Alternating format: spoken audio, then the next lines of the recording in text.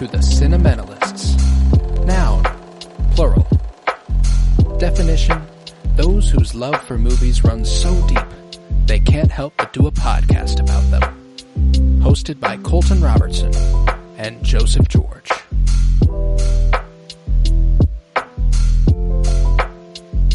Hello everybody and welcome in to the Cinementalists. We wish you a happy St. Paddy's Day, and we are celebrating the day with one of our favorite Irish movie stars, Cillian Murphy. Today we cover Sunshine. It was released on July 27th, 2007.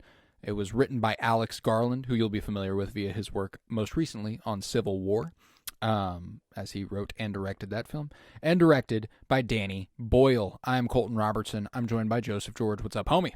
Oh, what up, what up? Always a pleasure to be here. Oh, and it's always a pleasure to have you, and it's even better to be existing on a world where oxygen is in no short supply and the sun is shining in the sky at full power. How are you feeling about that? Yes, I was out in the elements today. I was raking in the leaves. I feel like I have the elements within my throat and nose still, actually. But no, the sun was actually particularly beautiful today. I won't lie. Not, maybe metaphorically and because of the movie making me think, but also just very literally. The sun, more of the sunset, not the sunrise. God, the sunset was fucking gorgeous tonight. Yeah. It was fucking beautiful. It was so pink and orange. I loved it. But But movie-wise, though, no. It's crazy that this is so, I feel like, unknown, or at least me, I've been so... Very underrated. Flies under the radar. Mm-hmm. And I'm glad that I finally got around to it, because this is right up my alley. I don't know. This is, I feel more like with Pacific Rim, it's like that's more cool and fuck yes and holy shit, what am I looking at?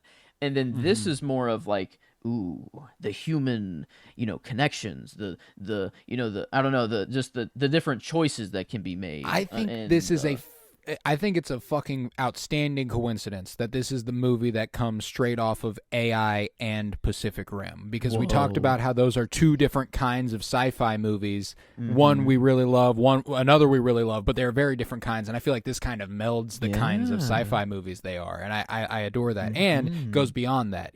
I'm a big fan of Danny Boyle, the director of this film. He did Trainspotting, he did Slumdog Millionaire. Very, very well-established, talented director. And he did this right before he did Slumdog Millionaire. So definitely a precursor to one of his more critically acclaimed features. But, dude, gorgeous to look at. Like, I mean, kind of an insanely beautiful movie I don't know, you almost feel like movies that look like this would be... I don't know, movies that look like this, with this premise, with this cast, I don't know. It feels like this, I don't know why this didn't find its audience immediately in 2007. Like, why wasn't this a fucking hit? I can't really wrap my head around that. Yeah, it kind of has a sort of, I don't know why Star Wars is popping in my mind. Maybe just like it's timeless. It kind of feels like, even though it is in the future, it kind of feels like retro-ish in some place, like not really. What that is? You know what influence that is? Alien. Alien. I mean, there's so much Alien all over this movie, dude. Like, it's absurd how much Alien this movie has in it. Obviously, we take place in one place the entire movie. There's like this inciting event. They find the other shuttle versus they land on the planet and find that weird alien ship in Alien. It becomes a slasher at the end of the movie, which is very, very Alien. There's a final survivor. Obviously, the only thing that's different is that we go all the way with it in this one. This I kind of, while the first two acts, before you kind of get to the slasher part, I was kind of like, oh, this is like Alien, just without the aliens. It's kind of just all of the human part, and then enter. Dude. What is it? Pinbacker. Yeah. Whoa. Dude, oh my God, Mark Strong is coming in just. My favorite part of the movie is when Cillian Murphy is sitting in that room, and the computer goes, your life signs will not last till for the whole trip, and he's like, no, Cora was certain it's absolutely gonna happen. She goes, no, not with 5 people on board. And he goes, no, there's 4 of us, and she goes, nope, 5. And then he goes, no, there's 4 of us. She goes, 5 crew members. And he's like, he's like, Icarus, yeah, like Icarus, who's the 5th crew member? Unknown. Where's the 5th crew member? In the observatory. Dude, like, I've got chills talking about it, because that tone shift in that moment fucking rips. Like, I like, they grow. The goosebumps grow on me as I talk about it more. Like, it's incredible. I fucking like, I watched this movie for the first time probably about a year ago. Maybe a little, probably a year and a half ago, actually, now that I think about it.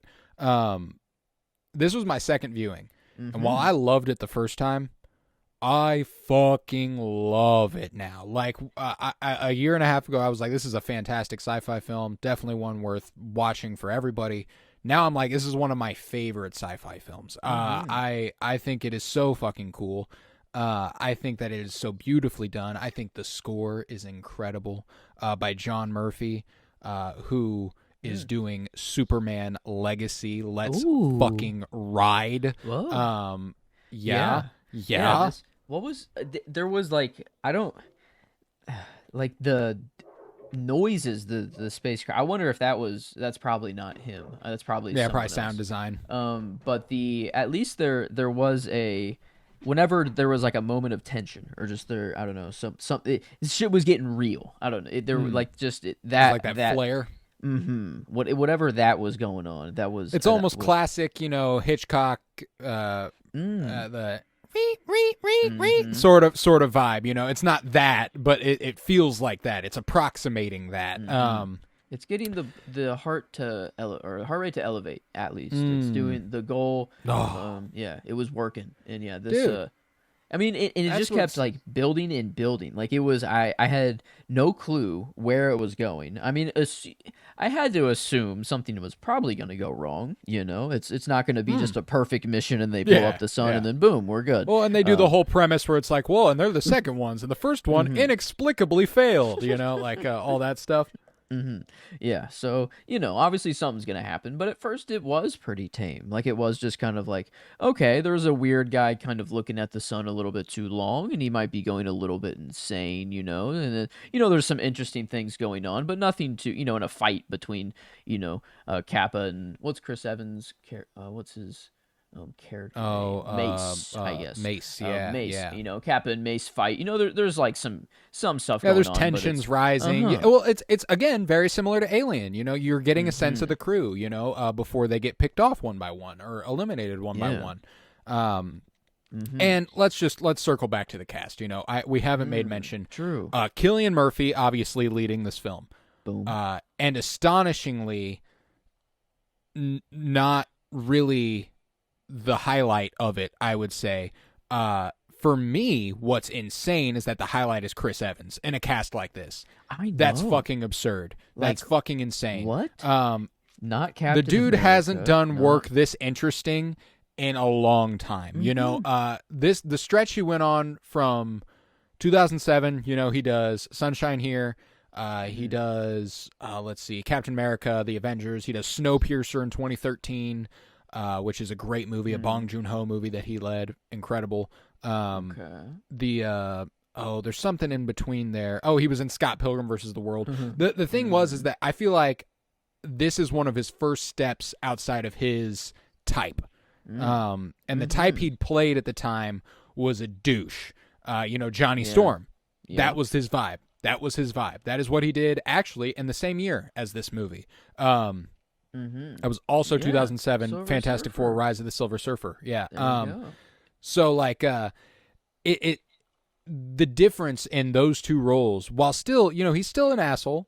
He's still a little bit of a douchebag, but it's a different kind of douchebag. It's actually more Captain America than it is Johnny Storm, which is what's really, really fascinating. I think that there's a lot to love about Chris Evans' character and his performance. So I had to emphasize Chris Evans there. Michelle Yeoh is obviously Michelle Yeoh. We fucking love Michelle Yeoh. Hiroyuki Sanada is Hiroyuki Sanada. Let's fucking ride. And they both do really, really great work. I think that Hiroyuki Sanada, he's also playing to type, I would say. The wizened, seasoned vet who has been through it, and he's ready to put it all on the line for his squad. He is, and he's calm and collected about it. This guy doesn't fuck around. He's there. But Michelle Yeoh,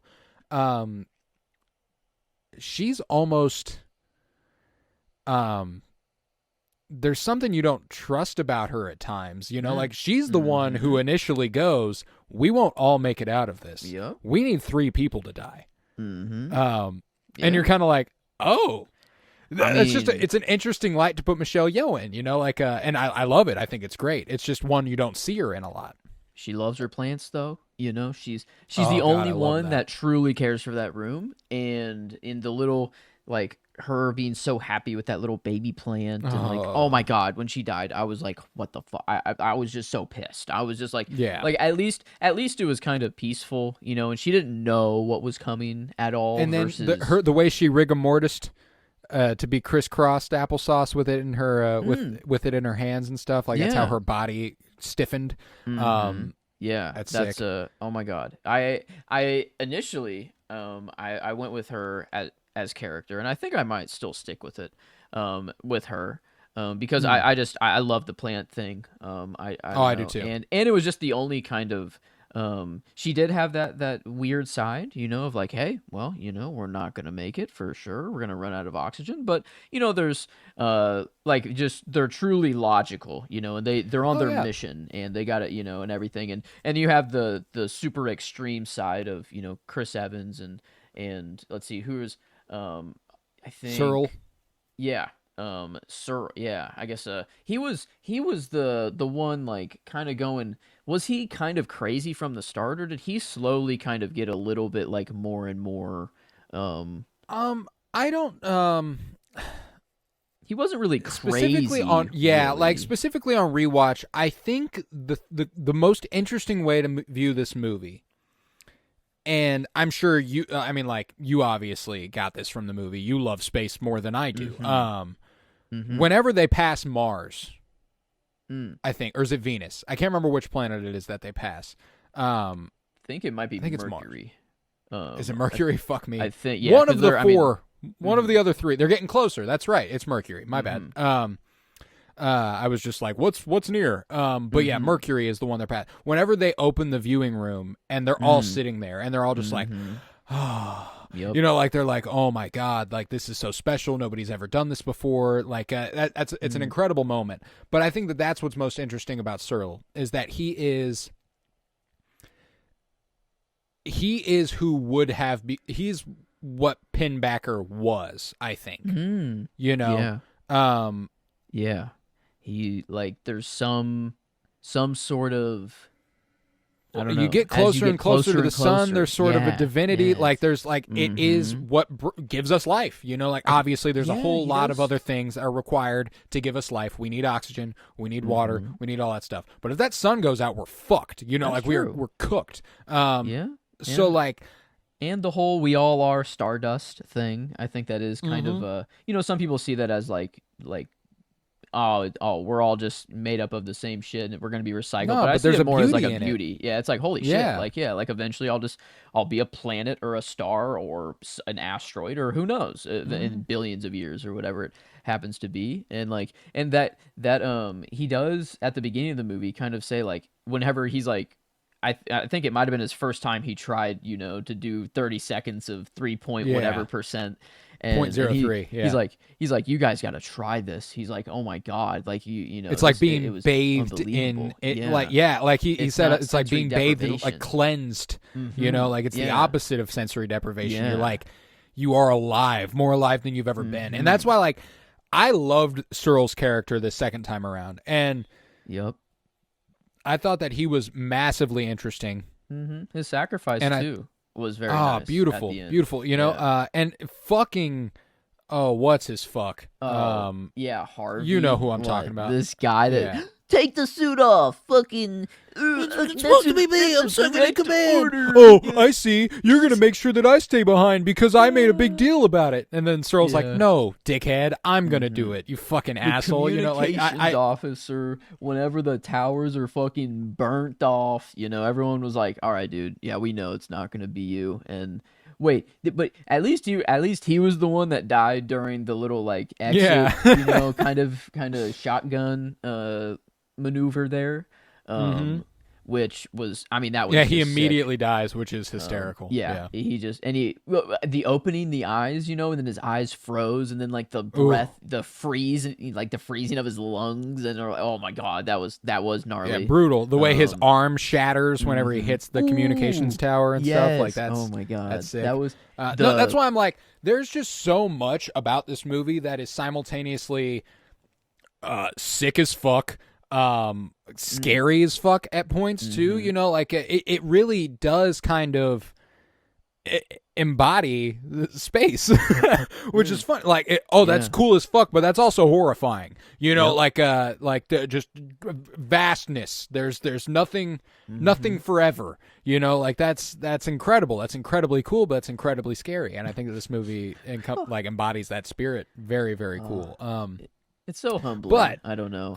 It's like it just reminds like just a big fireball in the middle of nowhere. It's just the closest one. That's all.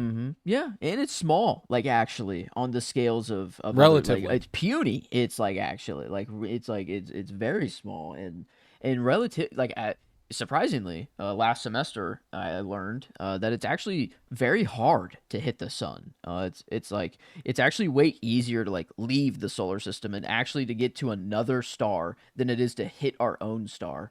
And it's like you have to just completely cancel out your speed. And like where from Earth, if we wanted to launch and hit the sun, you got to go 30 kilometers. Is it per second? Yeah, it's 30 kilometers a second. And that's like the fastest rocket we've built, I think, is like 16 or 18 right now. So even we gotta, that's pretty fucking insane. Yeah. And then you got to do that continuously all the way to the sun, and it only gets faster. Like you only have to continue canceling that speed out, and it gets faster and faster the closer and closer you get. So it's like I've always thought of like, why don't we just send our nuclear waste and throw it into the nuclear power, fusion plant of the sun, and then it's like, oh, it's actually like way more expensive. Pretty much impossible to do that. Yeah. We would need more nuclear power in order to do that in the first place. So we'd, I don't know. It's like but anyway, I don't know. It's like at least in this case, I'm not in this movie, I'm not like thinking of any of that and like, oh, the sun is dying or whatever. Yeah. And like, no, the sun's dying. They're heading towards it. That was one of the things I was most interested in watching this movie with you as somebody who is studying this shit, essentially. Obviously, I have no frame of reference for how accurate any of it is. And I have major suspicions that most of it isn't. No, they did pretty good. Like, I mean, it was. No, that's what I'm like. But there's enough that I'm like, I feel like they also did a lot of stuff about as good as they could have, because as they also kind of back themselves up, or not back themselves up, but most of it's theory. Most of it's theoretical for them. They're like, we don't even know if this will work. Like they had no clue. I mean, they were just dying. The Earth is frozen. It's like 2050 something or something like that, and it's like, the sun probably by 2050 isn't going to die out, but they said, I don't know what their reasoning was, but like they said it. I think they said it inexplicably stopped working. Like it was like so there was no reason. It just fucking stopped.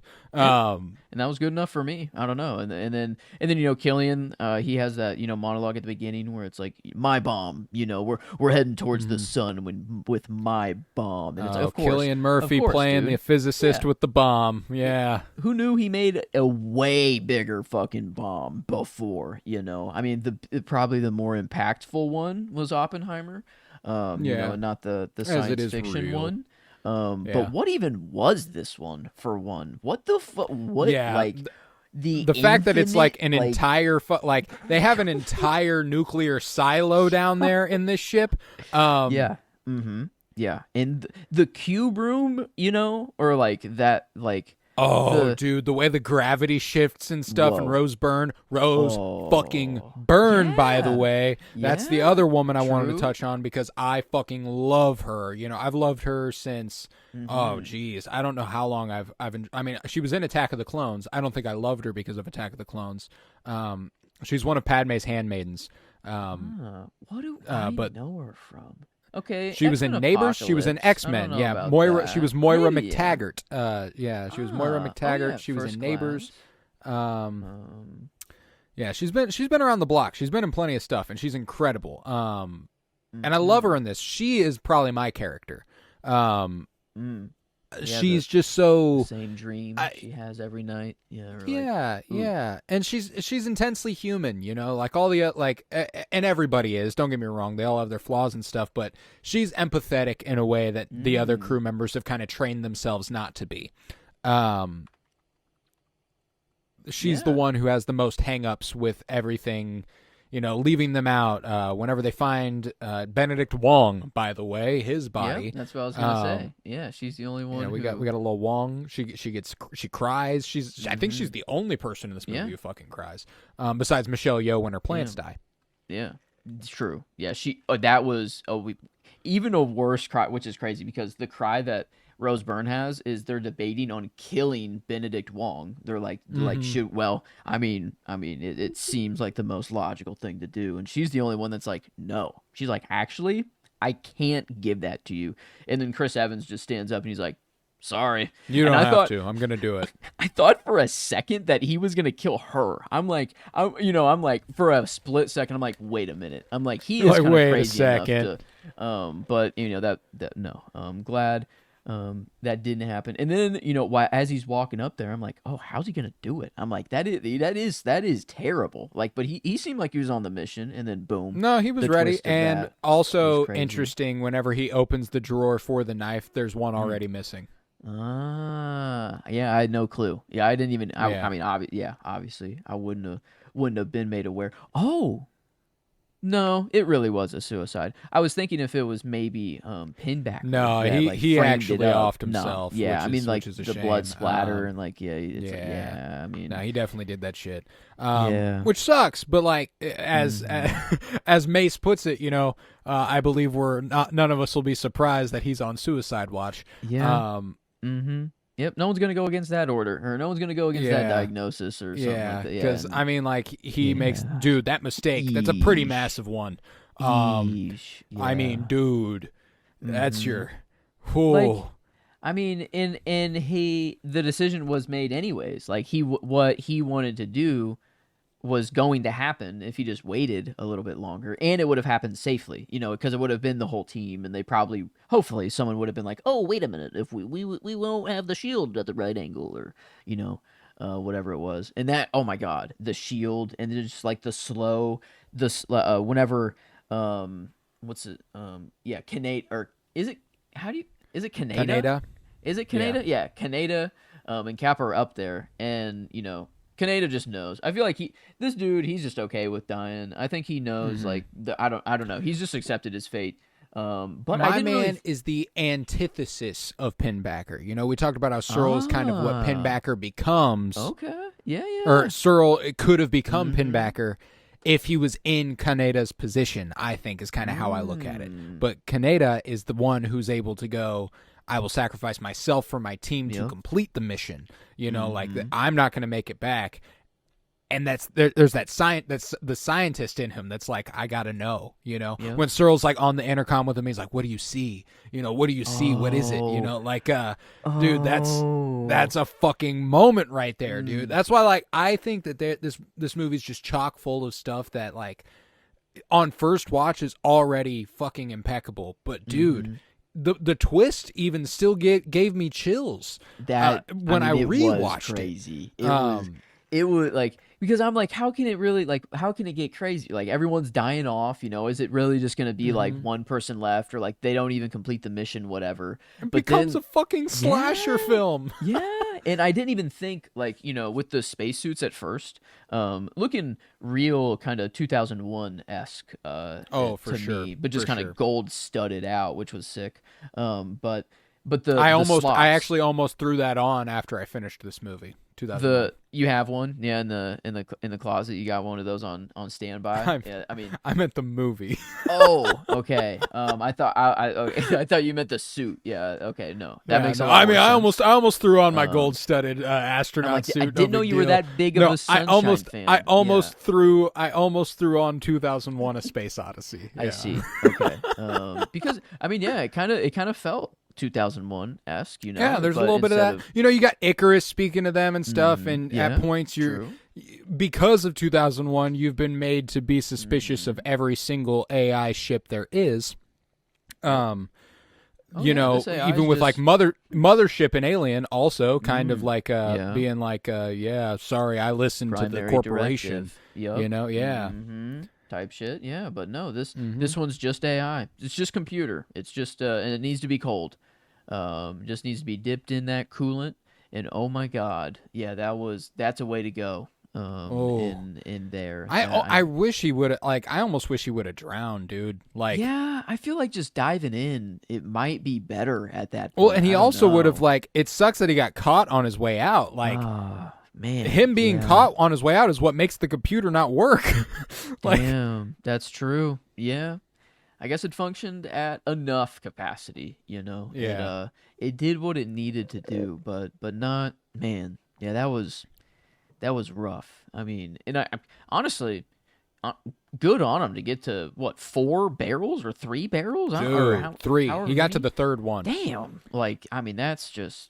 I think just straight willpower, and I think at that last that's one, why he's the character. That's why he's amongst the best characters in the movie. He might be character. I might, yeah. As Michelle far as Yeoh because it's Michelle Yeoh, but man, he was actually really just interesting morally. Like, he was so focused on the mission and was so. And that's the thing, is that he seems like an asshole, but he's protecting everybody on Earth the entire movie, which is why literally you gotta give it to him. You know, like whenever he's like, whenever Rose Byrne is like, come back. Do this, and Chris Evans goes, no, don't do that, and she's like, why? And he goes, Captain, back me up on this one. There's no other choice. We're he's going to die. That is what's going to happen. It's brutal, but it's something that has to be done. And I think that that's what makes him massively interesting and deeply compelling. And they also show he has a great deal of humanity in the moments where he is an asshole. Whenever Kappa takes up an hour sending his message. I'd be fucking pissed too. Yeah, dude, I wanted to send my last message. I didn't get to say goodbye to my family. We're probably going to fucking die out here. Yeah, that was kind of rough. I mean, valid fight, but I loved. Was that the fight that gave the cat? I mean, it was my line in the movie. I thought it was hilarious whenever she says, "We have an excess of manliness in the comm center right now." That is. Just after their fight, I don't know. It was the only time and whenever he whenever Chris Evans swipes the blood and puts it on his hands, and they fight, and Michelle Yeoh and Rose Byrne just kind of stand there with their arms crossed, like, Jesus, they're like, all right, Christ, here we go again. They walk away, and she goes, "Yeah, we've got limited oxygen supply. Maybe you don't exert yourself so much." Yes, that's right. Oh my god, yeah. And who knows, maybe that's no, I mean, they were already there was 5 people on board. That was really the oxygen, stealing. But man, he was kind of on board for longer than I thought. He would have been on board ever since the separation happened, or no, yeah, I guess that's not as long as I thought. I mean, he came on board, he snuck on board while they were on Icarus 1. Because he's the one who sabotages the docking bay. Yeah. He's the reason it doesn't work anymore, because he's already destroyed it. Dude, speaking of, when they're boarding the Icarus 1 and we get those flashes, oh my god, I fucking love that part of the movie. I thought I'm like, wait, is my TV fucking up? At like the first one, I'm like, what the fuck was that? I'm like, wait a minute, because it was just. So I didn't recognize it was a face. I thought it was just I thought it was like a Brad Pitt. It's the picture. It's the crew members in their group photo. Yeah. Oh my god. Dude. Oh. And it's harrowing. the first one that pops, it like scared me the first time I watched it. I was like, "Whoa, what the fuck was that?" And then another one does, and another one does, and you like it's always when anytime a you get those like hits the screen too. It's always whenever it's like so bright. Whenever you're looking directly into the light, like they all did, you know. I mean I'm assuming, well, because they had a lot of plant growth, so like they had oxygen, which was interesting. They didn't have to do this. That's part of the point of Icarus One. They like, well, and that's the thing is like, did Pinbacker? I don't know what Pinbacker did to make them do that, or if he had to make them do that. Like, there's no evidence. You know, he has his little monologue where he talks about how like we should not stand up to God if he says it's time to die and all that stuff. But like, did his whole fucking crew agree with that? You'd think there'd be a fucking mutiny. You know, like maybe let's just kill Pinbacker and get done with our goddamn mission. That's it. But the fact that they're all sitting there, I don't know. They were like hugging each other. It seems that they were kind of like in each other's ready arms, for it. Which maybe they didn't know it was coming, and Pinbacker just swiped the. Is that room they were in? Yeah, that's the one that you can like change the percentage and everything. Like, no, they let the viewport open up. You know, like that's what they did. They were like, go 100%, roast my shit. Oh my god, but then leave him alive, and he just fucking does push-ups in front of the sun and stares and talks to God. I mean, for 7 years, was it? Like, that's what he says. He's like, it's been 7 years that I've been talking to God. Yeah, I switched my performance to Mark Strong for sure. I didn't think about him. But like, dude, he's so good. Yeah, and a lot of it you can't really see the physical performance a lot of the times because it's but he's even just kind of not even really there. He's kind of like I love the visual language with him. The way that it's kind of blurred and shaky. I love that. But dude, there's a shot when Rose Byrne is hiding from him that I fucking love. And I have no idea how to pick a shot. Like, I'm actually not going to pick a shot because I don't know how to. But one of my favorite images is him standing in one of the rooms, and he is just trimmed by light.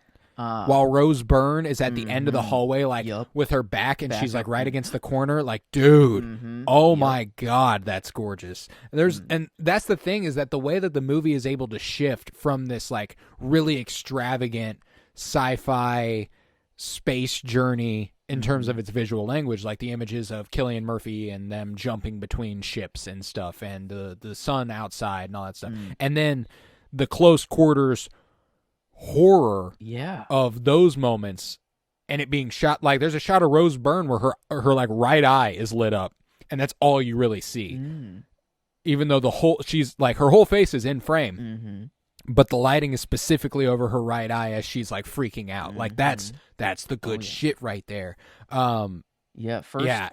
His viewing. arm peeling off, like Jesus fucking Christ. Ooh, that was that was not much gore. Even though a lot of people died gruesome. Well, I don't know. Even Chris Evans' death, it wasn't like that gory, or he just froze. No, it's not gory. There's blood, but it's not gore. That one was the first one where it was like, oh, okay, the movie definitely entered that new era though, or the new we're in horror mode, and I never thought of the slits in the suits. I thought at first, I'm like, oh yeah, they're, if they happen to look at the sun, I don't know, it's gotta, you can't really let any light through at all probably, so it's gotta be a small ass window. But then whenever it turns horror mode, I'm like, oh god, that first person view shot of Kappa in helmet, of like whenever it's just dark and then through that little itty bitty slit, and I'm like like that's the, I don't know, whenever I should be getting an adrenaline boost, but I physically can't. Yeah, you don't. I don't know it. But I love that feeling. It's like I still chase it, and I don't know. I don't know. It's still there, even though maybe it's not chemically happening. I feel like it's mentally happening. I'm placeboing it enough. But no, it's I don't know. I love. Well, it's not like you can't experience surprise. Like there's not there might not be a chemical reaction that gets your fucking blood rushing or anything, but you do go, whoa, like didn't see that coming. Like that's but like even the anticipation of it, there's just God, I do love this movie, man. I think that there's funny enough, I started this movie at like 9 yesterday, I think, 9 p.m. last night, and Emily didn't have work today. She's going out of town this weekend. She left earlier today. She was like, all right, I'm gonna take a quick 15-minute nap. Wake me up in 15 minutes. Da da da da. Whatever. And I started the movie, and then it was over. Yep. Yeah. And I was like, oh shit. Hey, M. I was like, hey, M. Do you want to wake up? She was like, no. But yeah, like that was the thing, is that like I just let it ride. I didn't move. I didn't get up. You know what I'm saying? I didn't get up. I didn't pause to pee. There was like nothing happened besides me seared to the screen, and then the movie's credits rolled, which an incredible moment, by the way. Yeah. When the light just overcomes everything, and then cut to credits. Sick as fuck. 2000s. A late 2000s ass credit song, by the way. Wonderful. Love that. True. Yeah.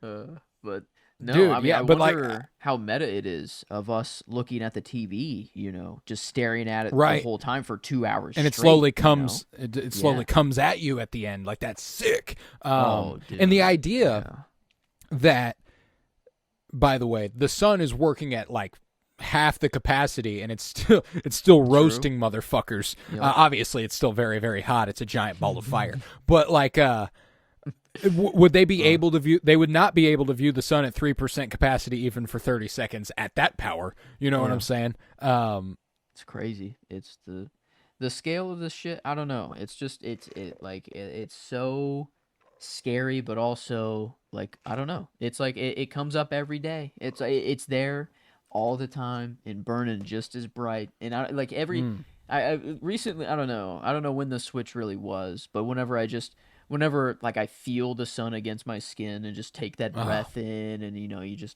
just is it is very, very nice. I don't know. It is nice. And yeah, I bet if headed on a mission straight to the sun, I bet you do go a little bit crazy. I mean, there's no way, like, They know there's a return trip planned, but like, you're heading to the sun, Yeah, like, not, and you're on a ship called the Icarus, bro.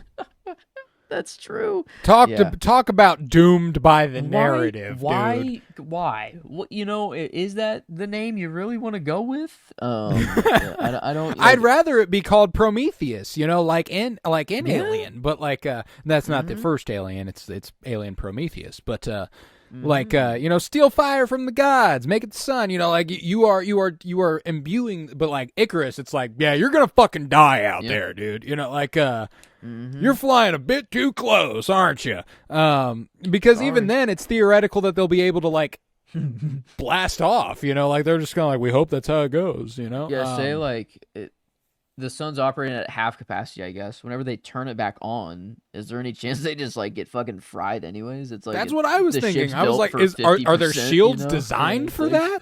I mean, like it seems that they were taking some fucking. I mean, I don't know. Like they were stopping it, for sure. But it seems like it wasn't like at some point they kind of were. They had to be perfectly lined up for one, and if not, then you could just burn a hole or a line through a room or anywhere.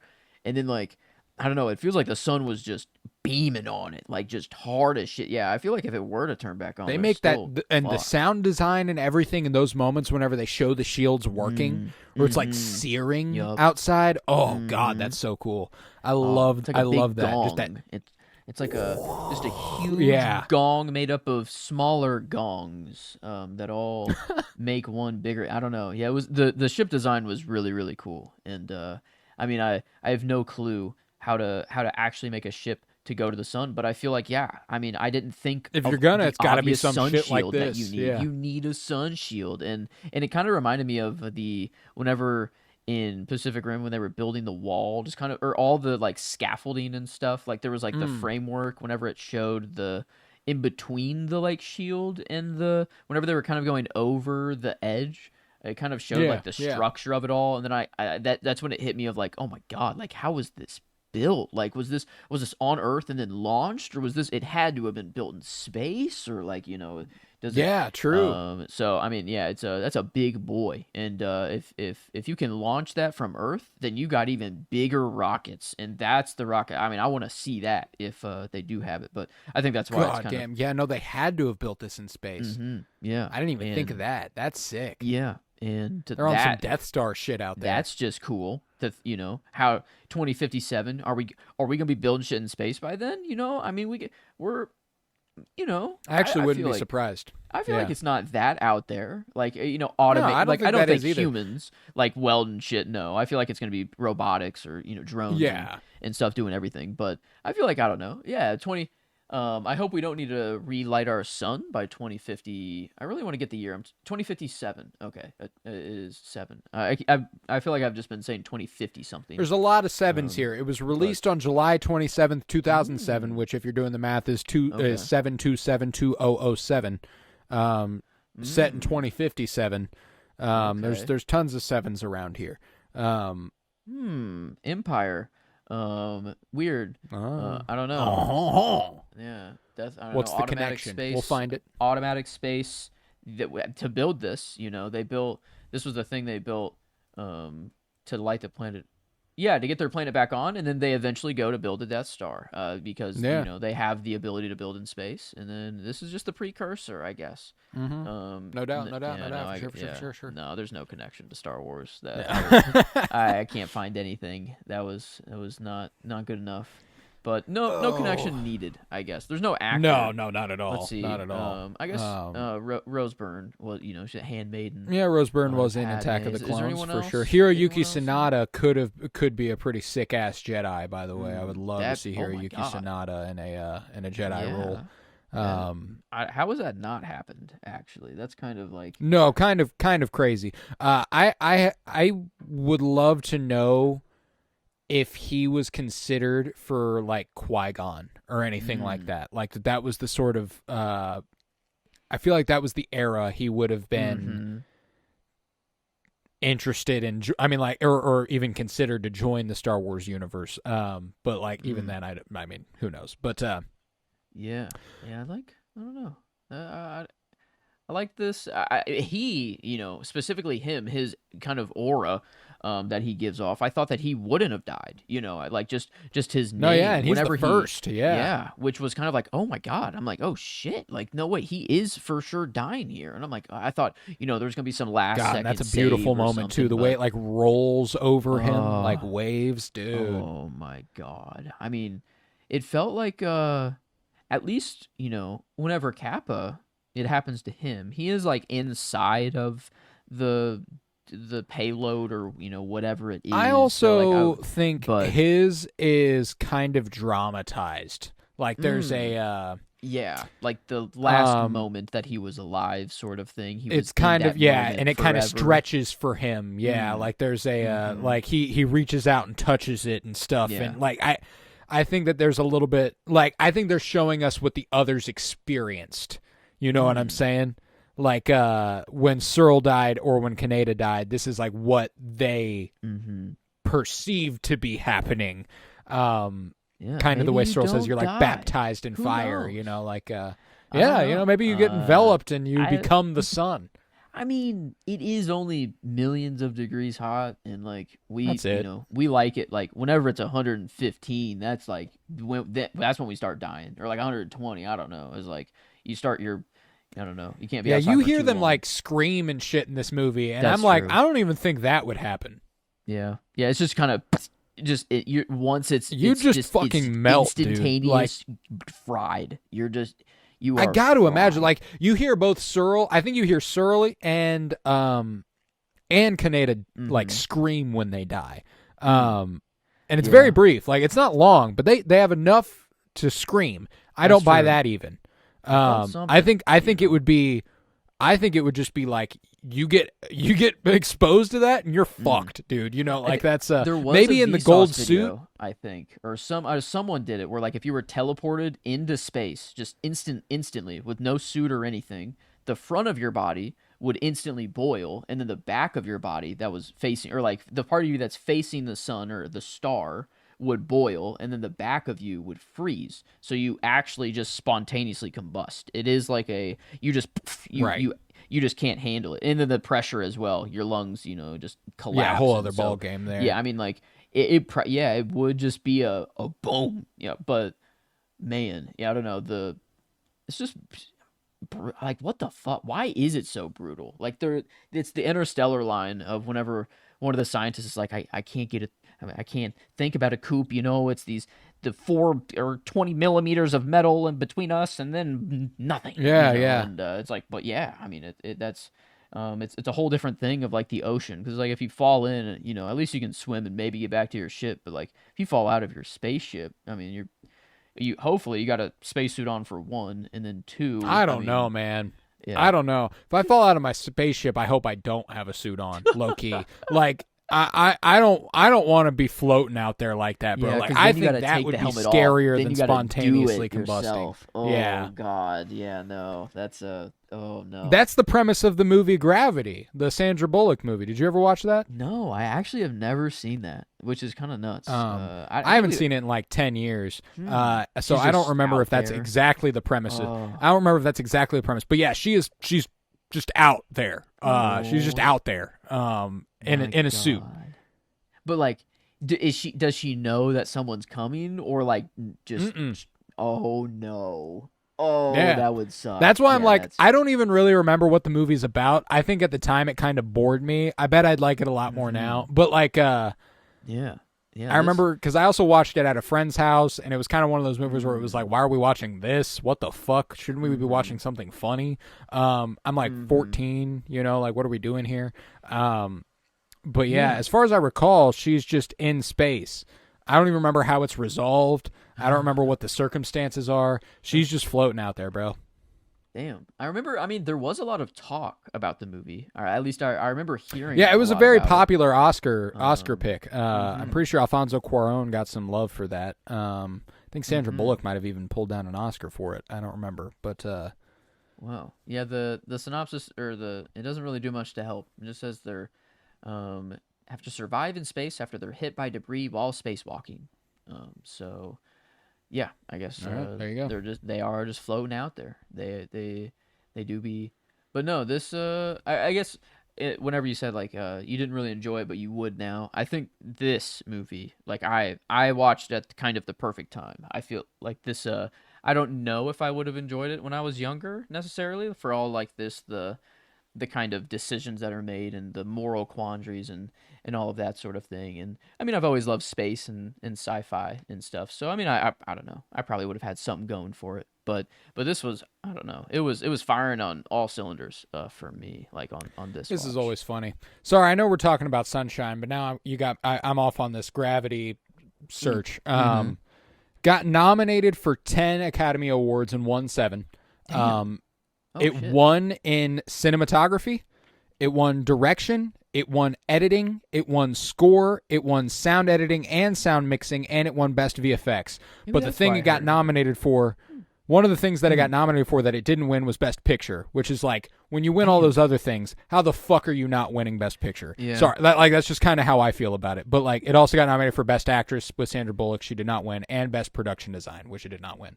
That was 2013 was Gravity? 13, yeah. I wonder what did win best picture in 2013. Argo? Or would have been 2012, or would have been Best Picture 20. It would have been It actually would have been the 2014 Oscars. Oscars. 12 Years a Slave. Okay, that makes sense. 2014. That was a pretty big deal. So, 12 Years a Slave. The Wolf of Wall Street was that year too. That was another biggie. Who won Best Actress? Cate Blanchett. Can't really complain there. Damn. But yeah, this didn't get nominated for shit. This didn't get nominated for anything, which is kind of crazy. Again, Pacific Rim didn't get the VFX nod. I got to kind of question why this didn't get a VFX nod. Like, what are we cooking with? How? It's got the Irish Film and Television Award. Cillian Murphy won Best Actor in a Leading Role in a Feature Film in Ireland. Let's fucking go, baby. Yeah. That's all that matters. For the St. Paddy's Day episode, that is all that fucking matters, dude. Damn. Oh, that makes me so happy. It would have been nice, if we had a Kansas City Film Critics Circle Award or something. Nah, we're pretentious as shit. The British got some. There was a Las Vegas Critics fuck Society. the British. It got 10th place Best Picture in 2007. So not even really an award. Well, in Vegas, 10th place. That's not bad. Yeah, out of all the movies, 10th ain't bad. I'll take it. That's a nomination. That's an Oscar nomination. So I mean, not bad. The Empire Awards. That's kind of eerie name. I don't know. UK. Empire's a magazine. Okay, that makes a lot more sense. And then the Scream Awards, wherever that happens to be. Pretty sure that's a horror movie award thing. Yeah. It was only nominated. Didn't win anything there, which seems to be a common trend on all of the. Yeah, it was nominated at the Saturn Film Awards. I'm pretty sure for best sci-fi film. That's fitting. Which is a sci-fi award show, so that's a pretty cool little tidbit. But I mean, come on, why isn't? I mean, it's not. This isn't Casablanca. It's not. I'm not. No, but I do think it's aging really, really well, like exceptionally well. I'd be willing to bet that if this came out now, it would probably get some sort of acclaim. Does help that now in the last 2 years it has a Best Actress and a Best Actor winner. It has the lead from the best show on TV in Hiroyuki Sanada. Obviously the last couple years have been really, really kind to some of the people in this. It's I don't know. They were chosen. They walked the path. Walked the path. That's actually What If. That was not Sunshine. I was watching What If recently, and Peggy Carter gets told by Storm, that's also Thor, that you just have to. We're warriors. You have to walk the path. She's basically already Thor. What are we cooking? No, I know, but she goes hard as Storm Thor, Thor Storm. Thorm. Yep. That's Thorm. But yeah, no. These, I don't know, a kind of a weird balance of like, you want people who don't really have humanity to go on this mission a little bit, but at the same time, it's like the people who do have humanity that are like, no, we're saving millions back on home. So it's like this weird kind of back and forth of like, and I love that you kind of have every different kind of humanity on the ship. You have like Chris Evans and kind of I don't know if anyone else is truly like him. I mean, there's kind of like, Kaneda is kind of like him, or like sort of in that vein, but like he's just, I don't know, he's boom, like he's made up. I guess more. He's brutally honest about it, he doesn't have tact. He doesn't have the sort of diplomatic approach that Kaneda does. Kaneda can soften the blow. Mace is kind of like, yeah, you're gonna fucking die out there, bud. That's kind of what he does. But. I love the moment whenever they tell Cillian Murphy that the decision of whether or not they go check on the Icarus One is up to him, and he goes, "Shit," that's not a decision you want to have to make. He'd rather that Kaneda had to make that decision, and like he'd just be okay with it. He's like, two best shots are better than one last shot. It's just fair principle. Enough. I mean, they only needed the one, I guess. They. Because they did end up only needing the one, which is funny. Whatever. It's funny how simple this mission could have been. That's true. They actually could have just done it, but they didn't. They didn't know. We know. Well, and they also. I also love the way, I think it was Searle who put it, like it's risk assessment. Do we go down there? Are the potential detractments enough to keep us from having a second payload? And when the answer is like obviously no, like if we can have a second, that's great. You gotta go. A small little detour. It wasn't. It was just Wong. Come on, dude. 1.1 degrees. Dude, come on. You calculated all the velocity. You got the trajectory right, but then you forgot to rotate the damn shields, man. Come on. Whenever Kaneda fixes the first panel. And he's like, yeah, we're going to be able to fix the others. Like in the relief that comes over everybody, they celebrate and stuff. Do you know what Chris Evans says to Wong? Oh. Oh He no, goes, I don't remember. "Don't kill yourself, man." No. Oh, he does. That's right. He does. Oh my God. He goes, "Don't kill yourself, man. We've got this." Oh no. He is so brutally honest. He's like, yeah, dude, I knew you were gonna kill yourself before, but now that it's like actually okay, all right, you're good. Yeah, no, he's like, "Don't kill yourself, man. We're good." Like, and it's kind of like, "Don't kill yourself over this." Don't be too hard on yourself. But the way he puts it is, "Don't kill yourself, man." Which is just brutal considering ultimately he does. Yeah. But yeah, dying, that really sealed the deal there. I mean, that was like, okay. Oh well, yeah, he was no, like, "All right, well, my I'm never, mistake. I'm." Yeah. And they were like, "Let's sedate this guy ASAP." Yeah, and even that wasn't enough. He only was functioning an hour of the day, and bro, I mean, they left him unattended. He made the most of that time. Yeah, yeah. He probably really didn't did. even need all that time. Yeah, at least he went. No, he got out of bed sentry and checked room. what everybody was up to. You got that little cut to him for a second whenever everybody's doing shit, and he's like, "All right, now's my chance." Yeah. He's like, and he went to the Earth room to do it, which is also just sad. He's like got the bird flying around him and stuff. Yeah. Like that's The birds. man, Goddamn it's really sad. I know we're birds. making light of it, but dude, that is a really really tough moment of the movie. Yeah, that's it's not. It's another switch. I mean, it just keeps building and building. It isn't quite the. There's another passenger on board. This one's kind of like, well, you knew it was. No, probably yeah, but they're coming, like they were going to but- kill him, and then Yeah. like they like didn't have to kill him. Oh. and So it's then, kind of like yeah. a relief, but it's also like, damn, dog. Mhm. And the way that Chris Evans presents that information to them, everybody come here. Yeah. And then they all run, and the guy's fucking dead with slit wrists. I don't know. I'd kind of be like, dude, why the fuck did you say it like that? Yeah, that's true. He made them like run to get there, which is like weird. Yeah, he was like, it's urgent. Everybody get here now. Yeah, it should have been like, oh, guys, get up here, or like, yeah, why was it like? Yeah, He almost made it seem like- like there was like a fight or something, and I need Yeah. help, but like he could have been like, all right, he was already dead when I got here, guys. Trigger warning. This guy's got slit wrists. Come on up, Yeah. Yeah, it was. I mean, because they ran in and they had no idea what to expect, and then They ran in and they were like, Yeah. like it's I don't want to see that. If I don't have to see that, I don't want to see that. But that's the thing is he was doing it as theatrics for his little thing with Kappa. He wanted to be like, see, you did this yep. shit. Yep. This blood is on your hand. That was sick. That was kind of like Yeah, pretty brutal. Pretty brutal. little mic And drop. also pretty unfair. Like I understand that it is Yeah. technically up to him, but like, bro, come on now. Yeah, it's kind of a. I mean, I guess Mace, was a proponent of no. I think he was like, let's go on the mission.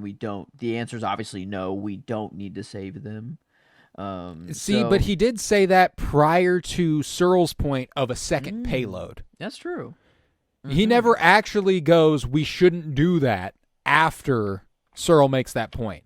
Maybe he does. Maybe he does go, I still don't think it's worth it, or something like that. But I do think that and obviously hindsight's 2020. They obviously do not need the second payload. But I'll also say, if the first one doesn't work, what makes you think a second one would?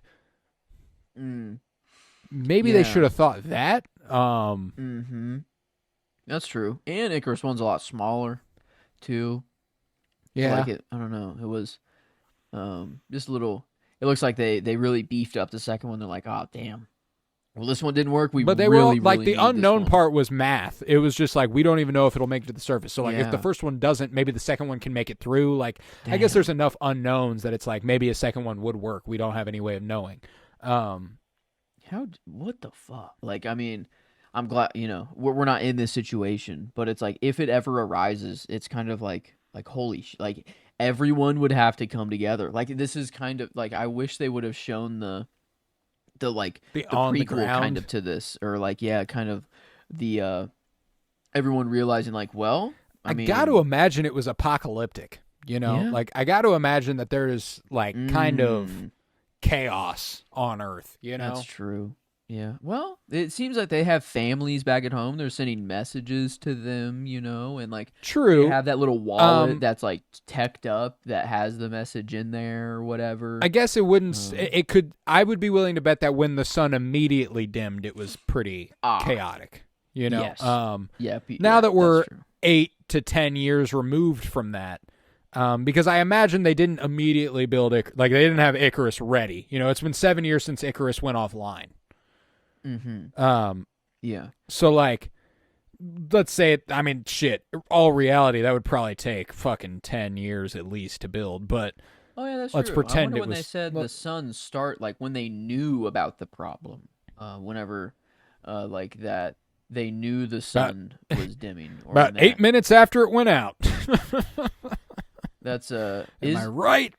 I guess it did just I guess it got just half as dim, and then and then the planet just started getting cold as fuck, and then yeah, I guess it was just a moment that they knew, but year wise, I don't know. Maybe it has been a gradual dimming. Maybe it has just slowly been going down and down and down and down. Like it is burning out, not like one day it was half as bright.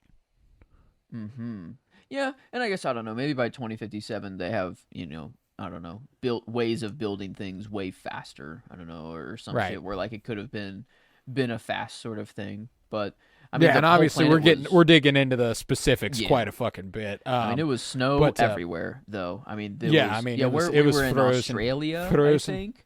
Right, there was the Sydney Opera House, and then I don't know what stone or some, I don't know. It was I thought it was Stonehenge at first. And I'm like, is that Stonehenge? And then I see the Sydney Opera House, and I'm like, wait a minute, what? No. I'm like, that's not Stonehenge, or that's not the Opera House. Yeah, it's something's not going right. Or the Earth just fucking, I don't know, folded because it got so cold.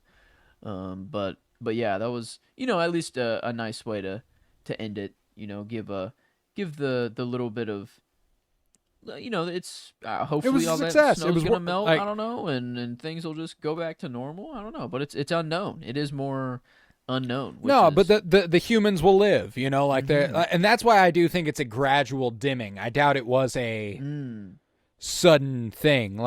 It's only going to get worse if they don't fix it. I think is what they're it's not just half dimmed and that's how it's going to stay. Yeah. If that was the case, they'd probably adjust to that ecosystem.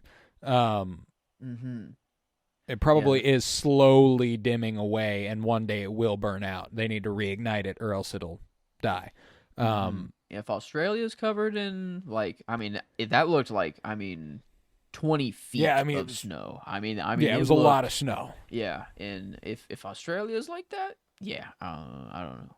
We're gonna need we're something. all fucked. But no, it was there was nothing science or I don't know, everything was just kind of they're on this mission. Nothing was out there that I was oh whoa, that's kind of weird. But then I guess the only thing that caught me off guard was the scale of the final room they were in. Whenever that is kind of Is that also because they're getting so close to the sun and they do say that when you get so close that reality time will and be space distorted and everything warps and stuff. And I wonder, that's what I was wondering. I'm like, is this part of the ship? Is this right behind the shield sort of thing? So I forgot what part of the ship was going into the sun, but I guess it would have been the shield, right? Or it would be the shield. It has to be the shield. Yeah, and I guess the shield is fucking massive, and I think that's why I'm I think we don't get a sense of how big the ship is until we're in that room.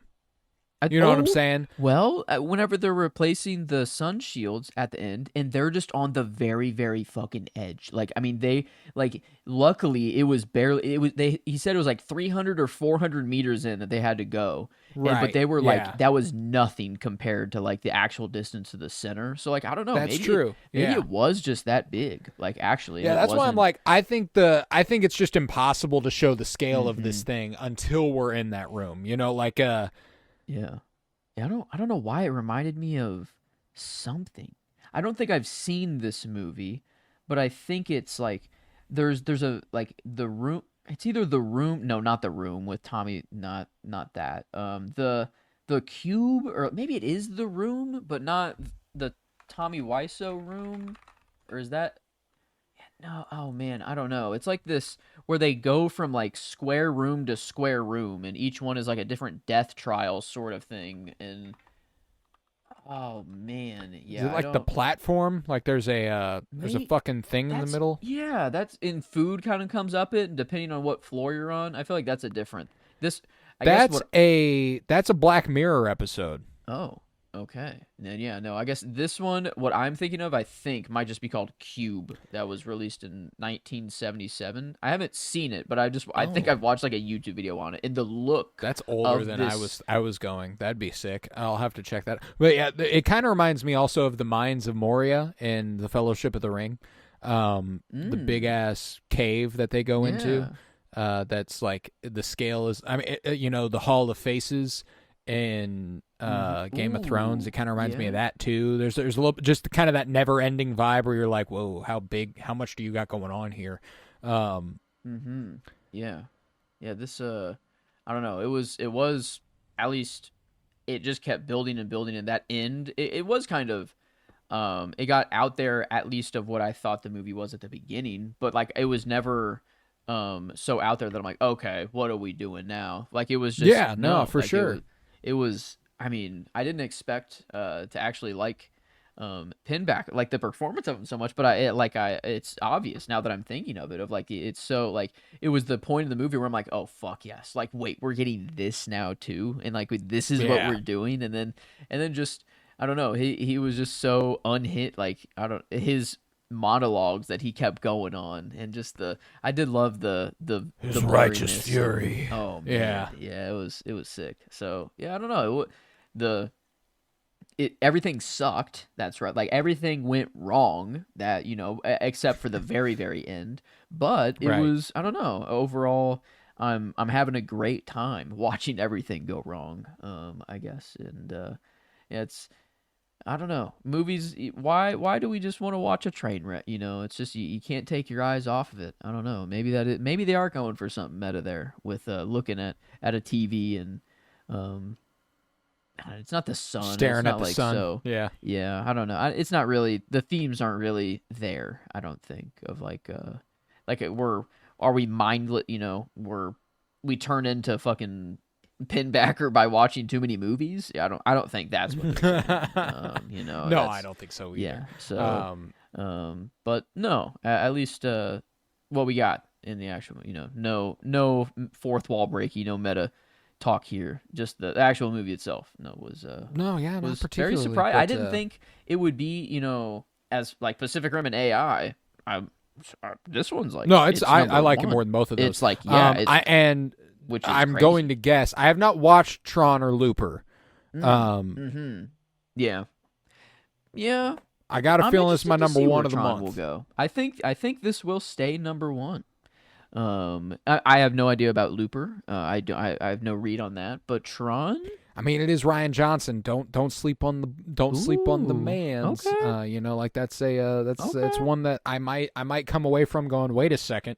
But I love this movie, man, and I am confident that it's my favorite of the sci-fi month so far. Yeah. I've enjoyed each movie a great deal, and I anticipate enjoying each of the next two a great deal as well. But I do believe that we can go ahead and wrap this bad boy up. I don't have much else to say, so I'll do the plugs.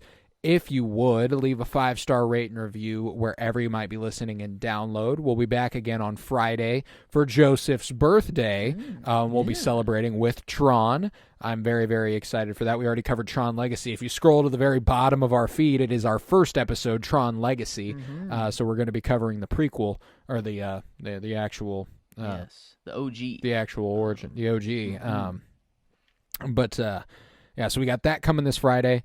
We are also doing a Twin Peaks podcast currently. It's called Fire Pod with Me, a Twin Peaks podcast, and we are on episode 4, I believe. Yes, I am correct. We are halfway through season 1 as of today.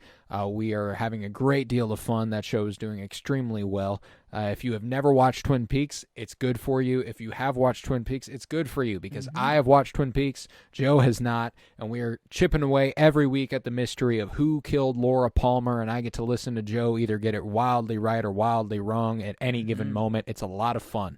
So you do got to check that out. Friendly, the first-time watcher and rewatcher alike. So check that out. Fire Pod with me. Again, leave a 5-star rate and review and download wherever you might be listening. But yeah, let's go ahead and rate this episode, or rate this movie, I should say. How are we feeling on a scale of 1 to 10 about Sunshine? AI and Pacific Rim, those came out to an 8, and I'm comfortably above those two. So, I mean, was that a 9? I'm a whole point above that one. Yeah, I thought I heard you say it, maybe, or maybe that was just my own brain telling me. No, I went when you said 8. I was like, no, like it's higher than that. It's I just, heard 9 and 9. I don't know, a 9 flat, maybe. I don't know. Let's see. Do we have any 9 flats? We have 9 5s. We have 9 5. 9 2 5 was the 2 towers. That's the lowest 9 that we have. So never just a 9 flat yet. But I think this is a good place to start for me. Yeah. I mean, like, regardless, I'm gonna give it a 9. I think that it's a. I almost considered upping my rating on Letterboxd to a full 5-star, which I've been very lean. I've been much more stringent about. But the fact that I had to think about it means that it's not. That's true. You know, like that's kind of how I look at it. You know, if I have to go, ooh, should I? I shouldn't. That's how I look at that rating. Yeah, ever since that switch, I don't think I have given out a 5. I watched Tron Legacy, recently. I had a rewatch of that, so that it's a 5 for me. But that's not like I don't know. I want a new viewing 5. That it's been a little bit for you, huh? For the new viewing 5. I had a lot of first viewing 5s in January. I did a lot more first viewings in January, though. In February, I only had one first viewing 5-star, and it was Sing Sing from last year with Coleman Domingo. Love that movie. Man. But that was it. That is the only one. Yeah. It's been a while since I've had a 1 5-star first viewing. We'll see how that goes in March here. But yeah, I don't know. I've had a great time doing this project. I'm comfortable with this at a 9 out of 10. It wasn't quite that 5-star for me, but it's a great movie, dude. A sleeper, an absolute I don't know. I can't believe I haven't heard of it until now, but definitely one I'm keeping in the back pocket of random sci-fi movies to recommend to people because I guarantee no one's seen it. I don't know, it'd be, I don't know, if I find someone who has. That's I feel like that's just they're your people. Yeah. So. But I don't know. I didn't expect it to be the number 1 out of the ones we've seen so far. But yeah, definitely. Happy feckin' St. Patrick's Day, baby. Hell yeah, Cillian. I get you. You're fucking a hard ass Irish worker, dude. 28 Days Later is another. I haven't seen that. It's another kind of sci-fi that a different. Yeah, you got a horror angle there though. So I've already been conceptualizing some sort of horror project again for October, and sci-fi horror is a fruitful genre. Yeah. Might be one to consider. A lot of my favorite sci-fi movies can be categorized as horror movies. Alien, Invasion of the Body Snatchers, just that vein. There's a lot to go on there. So something to keep in the back pocket. Something to consider. Maybe 28 Days Later can plop in somewhere there. But yeah, I think with that, at a 9 out of 10, we can conclude our episode on Sunshine. We'll be back on Friday with Tron and next Friday with Looper. Yeah. I was Colton Robertson. I was joined by Joseph George. Thank you very much, homie. Oh, thank you for having me. It's always a pleasure to be here. Oh, and it is always a pleasure to have you. And remember, every time I shut my eyes, it's always the same.